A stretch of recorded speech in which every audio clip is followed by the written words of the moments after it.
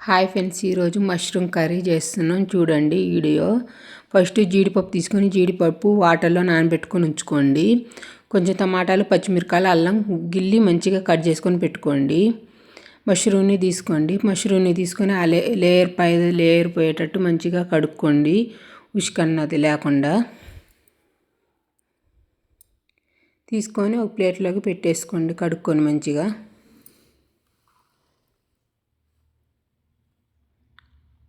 ఆ తర్వాతకి మిక్సీ గిన్నెలోకి కట్ చేసుకున్న టమాటాలు, కొంచెం అల్లం కట్ చేసుకున్నది, కొంచెం పచ్చిమిరకాయలు, జీడిపప్పు నానబెట్టుకున్నది వేసుకోండి.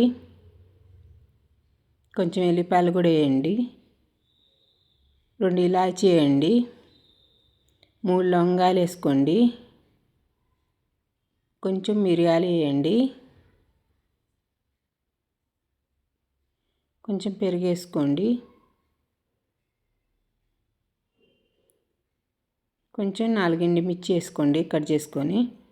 ఈ మొత్తం మిక్సీ పట్టేసుకోండి. మష్రూమ్ని పెద్ద పెద్ద ముక్కలు ఉండి కట్ చేసుకొని పెట్టుకోండి. ఆనియన్స్ కట్ చేసుకొని పెట్టుకోండి 2.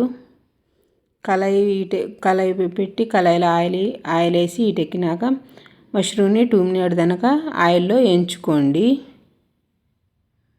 కొంచెం మెత్తపడి ఉంటాయి ఆయిల్ వేయించితే.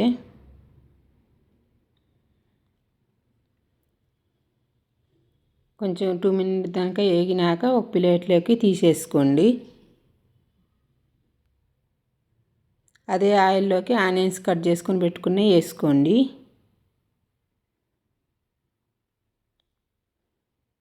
కొంచెం పసుపు వేసుకోండి.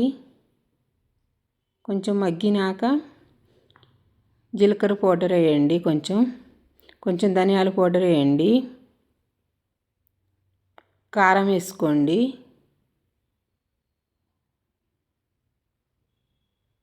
వేసి కలుపుకోండి. కారం వేసేసి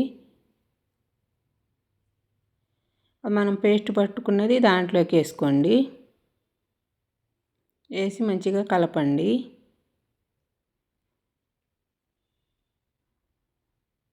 కొద్దిసేపు ఉడికినాక కొంచెం సాల్ట్ వేసుకోండి.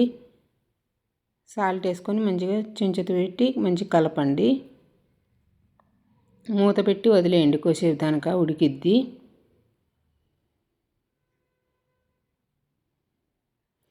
ఆ తర్వాతకి కొంచెం దగ్గర పడ్డాక మష్రూమ్ని దాంట్లో వేసుకోండి.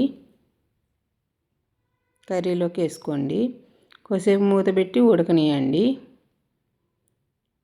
కొంచెం కొత్తిమీర వేసుకోండి. కొత్తిమీర వేసేసి కలపండి. కొంచెం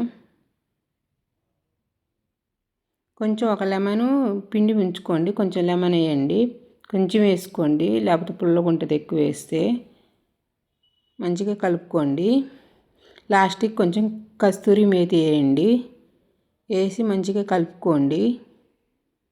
బాగా ఉడకాలి. ఉడికితే మంచిగా ఉంటుంది టేస్ట్ అన్నది. మష్రూమ్ కర్రీ రెడీ అయింది. వీడియో చూడండి. చపాతీలోకైనా రైస్లోకైనా బాగుంటుందండి. చేసుకోండి.